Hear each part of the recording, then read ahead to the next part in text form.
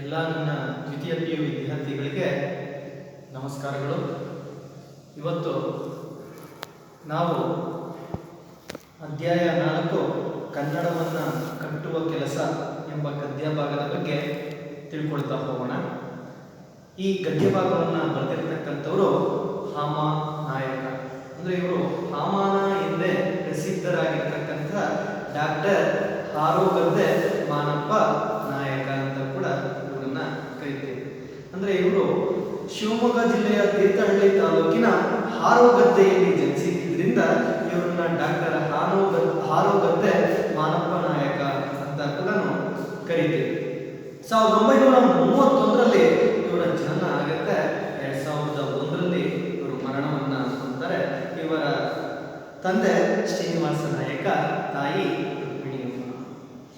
ಇವರು ಈ ಕನ್ನಡವನ್ನ ಕಟ್ಟುವ ಕೆಲಸ ಎನ್ನುವಂತಹ ಗದ್ಯ ಭಾಗವನ್ನ ಈ ಬೀದರ್ನ ಸಾಹಿತ್ಯ ಸಮ್ಮೇಳನ ಅಧ್ಯಕ್ಷೀಯ ಪದವಿಯಿಂದ ಮಾಡಿದ ಭಾಷಣದ ಸಂಗ್ರಹದ ರೂಪವಾಗಿದ್ದು ಇದನ್ನ 5 ಭಾಗವಾಗಿ ಸಂಗ್ರಹಿಸಲಾಗಿದೆ. 5 ಭಾಗವಾಗಿ ಸಂಗ್ರಹಿಸಲಾಗಿದೆ. ಅದರಲ್ಲೂ ಕೂಡ ಇವರು ಈ ಕನ್ನಡವನ್ನ ಕಟ್ಟುವ ಕೆಲಸ, ಕನ್ನಡದಲ್ಲಿ ಇವರಿಗೆ ಇರ್ತಕ್ಕಂತಹ ಪ್ರೀತಿ ಯಾವ ರೀತಿ ಇರ್ಬೋದು ಅನ್ನೋದ್ರ ಬಗ್ಗೆ ನಾವು ತಿಳ್ಕೊಳ್ಬೇಕು. ನಮ್ಮ ಹಿರಿಯರು ಏನ್ ಮಾಡಿದರೆ ಈ ನಾಡು ನುಡಿಗಳನ್ನ ಕಟ್ಟಿ ಬೆಳೆಸಿದರೆ ಈ ಕಟ್ಟುವ ಕೆಲಸವನ್ನ ಇಂದಿನ ಯುವ ಪೀಳಿಗೆ ಮುಂದುವರಿಸಿಕೊಂಡು ಹೋಗಬೇಕಾಗಿರ್ತಕ್ಕಂತಹ ಕೆಲಸ ನಮ್ಮೆಲ್ಲರದ್ದು ಆಗಿದೆ. ಈ ಕೆಲಸ ಸತತವಾಗಿ ನಡಿಬೇಕಾಗಿರ್ತಕ್ಕಂಥದ್ದು. ನಮ್ಮ ಭಾಷೆ ಸಾಹಿತ್ಯಗಳ ಅಭಿವೃದ್ಧಿಗೋಸ್ಕರ ಕನ್ನಡ ನಾಡಿನ ಸರ್ವಾಂಗೀಣ ಬೆಳವಣಿಗೆಗಾಗಿ ನಾವೆಲ್ಲರೂ ಸಂಕಲ್ಪ ಬಲದಿಂದ ಒಗ್ಗಟ್ಟಾಗಿ ದುಡಿಬೇಕಾಗಿರ್ತಕ್ಕಂಥದ್ದು. ಭಾಷೆ ಬೆಳೆದರೂ ಕೂಡ ಈ ಸಂಸ್ಕೃತಿ ಅನ್ನೋದು ಕೂಡ ಏನಾಗುತ್ತೆ, ಬೆಳೀತಾ ಹೋಗುತ್ತೆ. ಶ್ರೀಮಂತ ಭಾಷೆಯಲ್ಲಿ ಮಾತ್ರವೇ ವಿಚಾರಗಳು ಸ್ಪಂದಿಸಬಲ್ಲವು.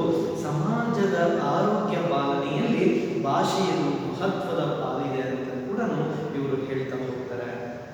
ಭಾಷೆಯ ರಕ್ಷಣೆ ಹಾಗೂ ಸಂವರ್ಧನೆ, ಅದರ ಬಳಕೆ ಹಾಗೂ ಪ್ರಚಾರವನ್ನು ಹೆಚ್ಚಿಸುವುದಕ್ಕೆ ಒಟ್ಟು ಸಮಾಜ ಆಗಿರ್ಬೋದು, ಸರ್ಕಾರಗಳು ಒಂದಾಗಿ ಸೇರಿ ಕಾರ್ಯಪ್ರವೃತ್ತರಾಗಬೇಕಾಗುತ್ತೆ. ಭಾಷೆಗೆ ಪ್ರೋತ್ಸಾಹದ ನೀರನ್ನ ಕೂಡ ಎರಿಬೇಕಾಗ್ತದೆ. ಅದಕ್ಕೆ ಏನಾಗಬೇಕು, ಗಾಳಿ ಬೆಳಕು ದೊರೆಯುವಂತಹ ಒಂದು ವಾತಾವರಣವನ್ನ ಇಲ್ಲಿ ಏನ್ ಮಾಡಬೇಕು, ಕಲ್ಪಿಸ್ತಾ ಹೋಗಬೇಕು. ಪರರ ಆಕ್ರಮಣದಿಂದ ಈ ಭಾಷೆಗೆ ರಕ್ಷಣೆಯನ್ನ ಕೊಡಬೇಕಾಗುತ್ತೆ. ಇವೆಲ್ಲ ಅನ್ವಯವಾಗುವಂತಹ ಪರಿಸ್ಥಿತಿ ಇಂದು ಕನ್ನಡ ಭಾಷೆಗೆ ಅಗತ್ಯವಾಗಿ ಬೇಕೇ ಬೇಕು.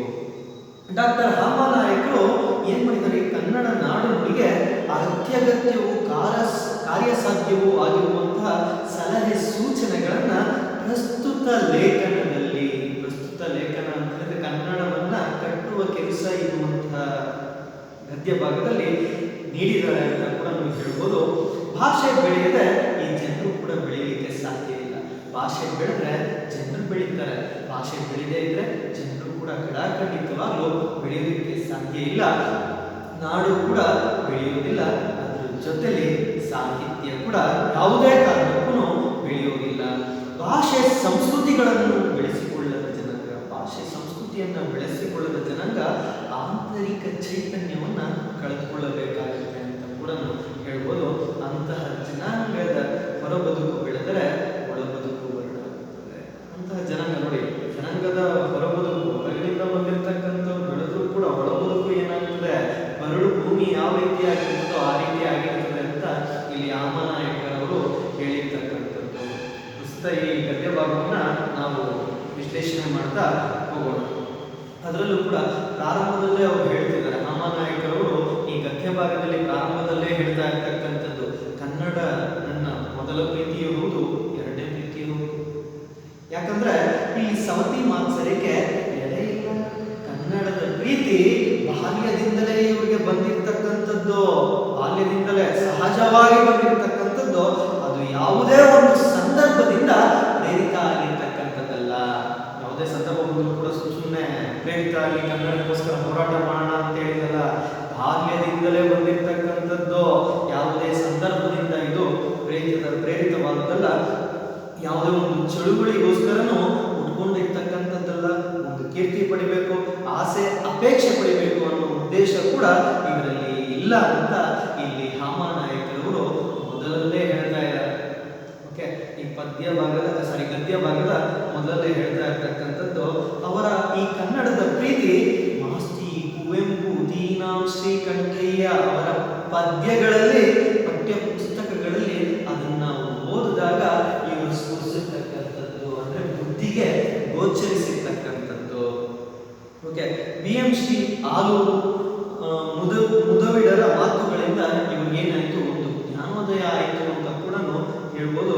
ಕೃಷ್ಣ ಶಾಸ್ತ್ರಿ ಮತ್ತೆ ಆನಂದಪುರ ಅವರ ವಿಚಾರಗಳಿಂದ ಇವರೇನು ಮಾಡೋದು ರೂಪಿತವಾದದ್ದು. ಅದ್ರ ಜೊತೆಲಿ ಮುಂದೆ ಹೋಗ್ತಾ ಹೋಗ್ತಾ ಈ ದೇಶಕ್ಕೆ ಸ್ವತಂತ್ರ ತಂದು ಕೊಟ್ಟಂತಹ ಗಾಂಧಿ ಆಗಿರ್ಬೋದು, ವಿನೋಬಾ ಮೊದಲಾದವರ ಚಿಂತನೆಗಳು ಯಾವ ರೀತಿ ಇದ್ವೋ ಆ ಚಿಂತನೆಗಳಿಂದ ಹರಡಿರ್ತಕ್ಕಂಥದ್ದು, ಹರಡುಕೊಂಡಿದ್ದು ಅಂತ ಕೂಡ ಇವರು ಹಾಮಾನಾಯಕರವರು ಹೇಳ್ತಾ ಇರ್ತಕ್ಕಂಥದ್ದು. ಇವರು ಪ್ರೌಢಶಾಲೆಯ ವಿದ್ಯಾರ್ಥಿಯಾಗಿದ್ದಾಗ ಆಕಸ್ಮಿಕವಾಗಿ ಏನಪ್ಪಾ ಆಯಿತು ಅಂತ ಹೇಳಿದ್ರೆ, ಈ ಹೈದರಾಬಾದ್ ಸಾಹಿತ್ಯ ಸಮ್ಮೇಳನದ ಅಧ್ಯಕ್ಷರ ಭಾಷಣ ಇವರ ಕೈಗೆ ಸಿಕ್ತು. ಆ ಅಧ್ಯಕ್ಷರ ಭಾಷಣ ಇವರ ಕೈಗೆ ಸಿಕ್ಕ ನಂತರ ಅದರ ಒಂದು ಭಾಗವನ್ನ ಇವರು ಓದ್ತಾ ಇರಬೇಕಾದ್ರೆ ಕನ್ನಡದ ಕಾರಣಕ್ಕಾಗಿ ಇವರೇನ್ ಮಾಡಿದ್ರು, ಅವರನ್ನ ಕನ್ನಡಕ್ಕೋಸ್ಕರ ಅರ್ಪಿಸ್ಕೊಂಡೇ ಬಿಟ್ರು. ಆದ್ರೆ ಈ AR ಕೃಷ್ಣ ಶಾಸ್ತ್ರಿಗಳು ಅಲ್ಲಿ ಈ ರೀತಿಯಾಗಿ ಹೇಳಿರ್ತಾರೆ. ಯಾವ ರೀತಿ ಅಂತ ಹೇಳಿದ್ರೆ, ಏನಾದರೂ ಒಂದು ದುರಾದೃಷ್ಟದಿಂದ, ಯಾವುದೋ ಒಂದು ದುರಾದೃಷ್ಟದಿಂದ ಆ ದುರಾದೃಷ್ಟ ಬರದೇ ಇರಲಿ ನಮ್ಮ ದೇಶದಲ್ಲಿ ಈ ಬೌದ್ಧ ಧರ್ಮ ಯಾವ ರೀತಿ ಕಿಲವಾಗಿ, ಅಂದ್ರೆ ನಷ್ಟವಾಗಿ, ಶೂನ್ಯವಾಗಿ ಹೋಯ್ತೋ, ಸಂಸ್ಕೃತವು ಆಗಿ ಹೋಗೋದಾದ್ರೆ, ಸಂಸ್ಕೃತ ಕೂಡ ಅದೇ ರೀತಿ ಆಗಿ ಹೋಗೋದಾದ್ರೆ ಅದು ಹೊರ ದೇಶಗಳಲ್ಲಿ ಬದುಕಿರ್ತದೆ. ನಮ್ಮ ದೇಶದಲ್ಲಿ ಬೌದ್ಧ ಧರ್ಮ ಕೂಡ ಹೋಯ್ತು, ಸಂಸ್ಕೃತ ಕೂಡ ಹೋಯ್ತು ಅಂತ ಹೇಳಿದ್ರೆ ಅದು ಬೇರೆ ದೇಶಗಳಲ್ಲಿ ಬದುಕಿರ್ತದೆ, ಬಾಳ್ತಾ ಇರ್ತದೆ. ಆದ್ರೆ ಕನ್ನಡ ನೋಡಿ ಎಷ್ಟು ಚೆನ್ನಾಗಿರ್ತದೆ. ಆದ್ರೆ ಕನ್ನಡ ಯೋಚನೆ ಮಾಡಬೇಕು. ಬೌದ್ಧ ಧರ್ಮ ಇವತ್ತು ಹಲವಾರು ದೇಶಗಳಲ್ಲಿ ಬೌದ್ಧ ಧರ್ಮ ಬೆಳೀತಾ ಇದೆ, ಸಂಸ್ಕೃತ ಕೂಡ ಬೆಳೀತಾ ಇದೆ. ಆದ್ರೆ ಕನ್ನಡ ಅನ್ನೋದು ಇಲ್ಲಿ ನೆನಪಿನಲ್ಲಿ ಇಟ್ಕೊಳ್ತಕ್ಕಂಥದ್ದು, ಕನ್ನಡಿಗರೇ ನಿಮ್ಮ ಕನ್ನಡವನ್ನು ಇಂಡಿಯಾ ದೇಶದ, ನಮ್ಮ ಭಾರತ ದೇಶದ ದಕ್ಷಿಣ ಭಾಗದಲ್ಲಿ, ಈ ದಕ್ಷಿಣ ಭಾಗದಲ್ಲಿ ಒಂದು ಅಂಗೈ ಅಗಲ ಬಿಟ್ಟರೆ, ಅಂಗೈ ಅಗಲ ಬಿಟ್ಟರೆ ನೋಡಿ, ಅದರಲ್ಲೂ ಕೂಡ ಅಂಗೈ ಅಗಲ ಬಿಟ್ಟರೆ ಮತ್ತೆಲ್ಲಿಯೂ ನೀವು ಈ ಕನ್ನಡವನ್ನು ನೋಡಲಿಕ್ಕೆ ಸಾಧ್ಯನೇ ಇಲ್ಲ ಅಂತ ಇಲ್ಲಿ ಹಾಮಾನಾಯಕರವರು ಹೇಳ್ತಾ ಇರ್ತಕ್ಕಂಥದ್ದು. ನೀವೇನಾದರೂ ಅದನ್ನ ಅಲಕ್ಷ್ಯ ಮಾಡಿದ್ರೆ ಈಗ ಯಾವ ದೇಶದ ಜನರು ಕೂಡ ಅದನ್ನು ಎತ್ತಿ ಕೂಡ ಹಿಡಿಯಲಿಕ್ಕೆ ಸಾಧ್ಯನೇ ಇಲ್ಲ ಅಂತ ಇವರು ಹೇಳ್ತಾ ಇರ್ತಕ್ಕಂಥದ್ದು. ಅದು ಹೋದ್ರೆ ಹೋಗ್ಲಿ ಎನ್ನುವ ಹಾಗಿದ್ರೆ, ಈ ಕಡೆ ಬಂಗಾಳ ಕೊಲ್ಲಿ ಇದೆ, ಆ ಕಡೆ ಅರಬ್ಬಿ ಸಮುದ್ರ ಇದೆ, ಉಳಿಸಿ ಹಾಕ್ಬಿಡಿ ಇದನ್ನ. ಕನ್ನಡ ಹೋದ್ರೆ ಹೋಗ್ಲಿ ಅನ್ನೋದಾದ್ರೆ ಈ ಕಡೆ ಬಂಗಾಳ ಕೊಲ್ಲಿ, ಆ ಕಡೆ ಅರಬ್ಬಿ ಸಮುದ್ರ ಇದೆ, ಉಳಿಸಿ ಹಾಕ್ಬಿಡಿ. ಇತರ ಭಾಷೆಗಳು ಒತ್ತಿಕೊಂಡು ಬರಲಿ. ಬೇರೆ ಭಾಷೆಗಳೆಲ್ಲ ಏನ್ ಮಾಡ್ತಿದ್ದಾವೆ, ನಮ್ಮ ಕರ್ನಾಟಕದಲ್ಲಿ ಆಕ್ರಮಣ ಮಾಡಿ ಬರ್ತಾ ಇದೆ, ಆಕ್ರಮಿಸಿಕೊಳ್ಳಿ ಬಿಡಿ ಅಂತ ಈ ಅಧ್ಯಕ್ಷೀಯ ಭಾಷಣದಲ್ಲಿ AR ಕೃಷ್ಣ ಶಾಸ್ತ್ರಿಗಳು ಹೇಳಿರ್ತಕ್ಕಂಥದ್ದು. ಈ ಮಾತುಗಳನ್ನು ಅವರು ಓದ್ತಾ ಇರಬೇಕಾದ್ರೆ ಅವರ ಹದಿಹರೆಯದ ವಯಸ್ಸಿನಲ್ಲಿ, ಅವರ ಮನಸ್ಸಿನಲ್ಲಿ ಭಯ ಆಗಿರ್ಬೋದು, ಆತಂಕ, ಅಸಹಾಯಕತೆಯನ್ನ, ಸಿಟ್ಟು ಮತ್ತೆ ಕೋಪ ಈ ಹೊತ್ತು ಅವರು ಅನುಭವಿಸ್ತಾ ಇರ್ತಕ್ಕಂಥದ್ದು. ಓಕೆ, ಕೃಷ್ಣ ಶಾಸ್ತ್ರಿಗಳು ಇಲ್ಲೇನು ಮಾಡಿದರೆ, ಇಲ್ಲಿ ಸಂಸ್ಕೃತವನ್ನಷ್ಟೇ ಕೈ ಮಾಡಿ ತೋರಿಸುವರಾದರು. ಇಲ್ಲಿ ಸಂಸ್ಕೃತವನ್ನ ಮಾತ್ರ ಇಲ್ಲಿ ಕೈ ಮಾಡಿ ತೋರಿಸಿರ್ತಕ್ಕಂತಹ ಸಂದರ್ಭವು ಕನ್ನಡದ ಎಲ್ಲಾ ಕುತ್ತುಗಳು ಏನಾಗಿವೆ ಪ್ರಾತಿನಿಧಿಕವಾಗಿ ಸಂಕೇತಿಸ್ತಾ ಇದೆ ಅಂತ ನಾವೇನ್ ಮಾಡ್ಬೋದು, ಇಲ್ಲಿ ಇಟ್ಕೊಳ್ತಾ ನೋಡಿ. ಮೊದಲ ಭಾಗದಲ್ಲಿ ಇವರು ಈ ರೀತಿ ಹೇಳ್ತಾ ಇದ್ದಾರೆ ಅವರ ಪ್ರೀತಿ ಎಷ್ಟು. ಆ ಅಧ್ಯಕ್ಷೀಯ ಭಾಷಣ ಸೇರಿದಾಗ ಅವರ ಕೈಯಲ್ಲಿ ಆ AR ಕೃಷ್ಣ ಶಾಸ್ತ್ರಿಗಳು ಓದಿರ್ತಕ್ಕಂಥದ್ದು. ಓಕೆ, ಅವರೆಲ್ಲ ಇವರ ಮನಸ್ಸಿಗೆ ಯಾವ ರೀತಿಯಾಗಿ ಪರಿಣಾಮವನ್ನು ಉಂಟು ಮಾಡ್ತು ಅಂತ ಮೊದಲ ಭಾಗದಲ್ಲಿ ನಾವು ತಿಳ್ಕೊಳ್ತಾ ಹೋಗ್ತೀವಿ. ಎರಡನೇ ಭಾಗದಲ್ಲಿ ಇವರು ಹೇಳ್ತಿದ್ದಾರೆ, ಇಂಗ್ಲಿಷ್ ಮತ್ತು ಹಿಂದಿ ಭಾಷೆಗಳು ನಮ್ಮ ದೇಶದ ಪ್ರಾಂತೀಯ ಭಾಷೆಗಳ ಸ್ಥಾನವನ್ನು ಆಕ್ರಮಿಸಿವೆ. ಮತ್ತೆ ಇಂಗ್ಲಿಷ್ ಭಾಷೆ ಏನ್ ಮಾಡ್ತಿದೆ, ನಮ್ಮ ದೇಶದ ಪ್ರಾಂತೀಯ ಭಾಷೆಗಳನ್ನ ಇವೆಲ್ಲ ಏನ್ ಮಾಡ್ತಿದೆ, ಆಕ್ರಮಣ ಮಾಡ್ಕೊಳ್ತಾ ಇರ್ತಕ್ಕಂಥದ್ದು. ಯಾವ ಯಾವ ಭಾಷೆಗೆ ಯಾವ ಯಾವ ಸ್ಥಾನ ಇರಬೇಕೋ ಆ ಮರ್ಯಾದೆಯನ್ನು ನಾವು ಯಾವತ್ತೂ ಮೀರಬಾರದು ಅಂತ ಮಹಾನಾಯಕರವರು ಹೇಳ್ತಾ ಇರ್ತಕ್ಕಂಥದ್ದು. ಕರ್ನಾಟಕದಲ್ಲಿ ಕನ್ನಡವೇ ಪ್ರಥಮ ಪ್ರಧಾನ ರಾಜ ರಾಣಿ ರಾಜಕುಮಾರ ಇಲ್ಲ ಅಂತ ಇವರು ಹೇಳ್ತಾ ಇರ್ತಕ್ಕಂಥದ್ದು. ಮಿಕ್ಕ ಯಾವ ಭಾಷೆಯಾದರೂ ಕೂಡ ಇಲ್ಲಿ ಸೇವಕರ ಸ್ಥಾನದಲ್ಲಿ ಇರಬೇಕು ಅಂತ ಮಹಾನಾಯಕರವರು ಹೇಳ್ತಾ ಇರ್ತಕ್ಕಂಥದ್ದು. ಪ್ರತಿಯೊಂದು ಹಿಂದಿಯೇತರ ರಾಜ್ಯದಲ್ಲಿರುವ ಕೇಂದ್ರಾಡಳಿತ ಸಂಸ್ಥೆಗಳು, ಹಿಂದಿಯೇತರ ರಾಜ್ಯೇತರ ಕೇಂದ್ರಾಡಳಿತ ಸಂಸ್ಥೆಗಳು, ಉದ್ಯಮಗಳು ಆಗಿರಬಹುದು, ಕಚೇರಿಗಳು ಆಯಾ ಪ್ರಾದೇಶಿಕ ಭಾಷೆಯನ್ನ ಬಳಸದೇ ಇರೋದ್ರಿಂದ ಅವರು ತಮ್ಮಷ್ಟಕ್ಕೆ ದ್ವೀಪಗಳಾಗಿ ಇನ್ನೂ ಹಾಗೆ ನಿಂತಿರ್ತಕ್ಕಂಥದ್ದು. ಈ ದ್ವೀಪಗಳು ಅಂತಂದ್ರೆ ಸುತ್ತಲೂ ನೀರಿದ್ದು ಮಧ್ಯದಲ್ಲಿ ಜಾಗ ಇರ್ತದೆ, ಅದಿನ್ನೂ ದ್ವೀಪಗಳಾಗಿ ಇನ್ನೂ ಹಾಗೆ ಉಳಿದಿರ್ತಕ್ಕಂಥದ್ದು. ಅವರ ಭಾಷೆ ಅವ್ರು ಬಳಕೆ ಮಾಡ್ತಿಲ್ಲ.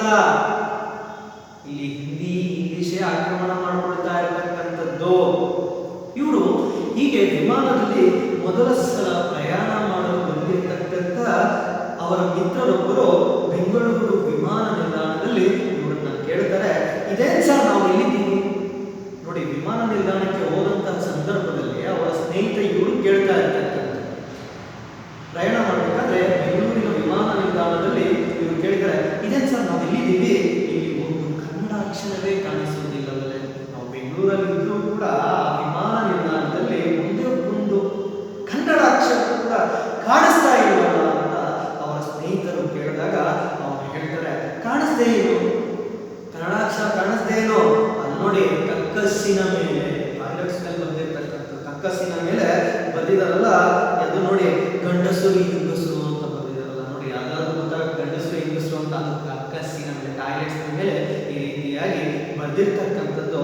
ಇದು ಕೇಂದ್ರ ಸರ್ಕಾರ ಕನ್ನಡಕ್ಕೆ ತೋರಿಸ್ತಕ್ಕಂಥ ಒಂದು ಮರ್ಯಾದೆ ಅಂತ ಅವರು ಹೇಳ್ತಾ ಇರ್ತಕ್ಕಂಥದ್ದು.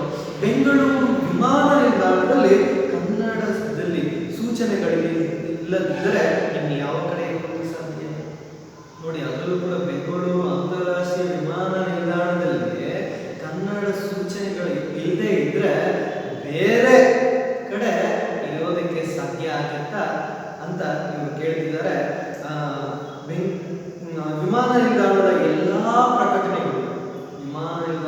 ಎಲ್ಲಾ ಪ್ರಕಟಣೆಗಳು ಪ್ರಾದೇಶಿಕ ಭಾಷೆಗಳಲ್ಲಿರ್ತಕ್ಕಂಥದ್ದು ಅತ್ಯಗತ್ಯ.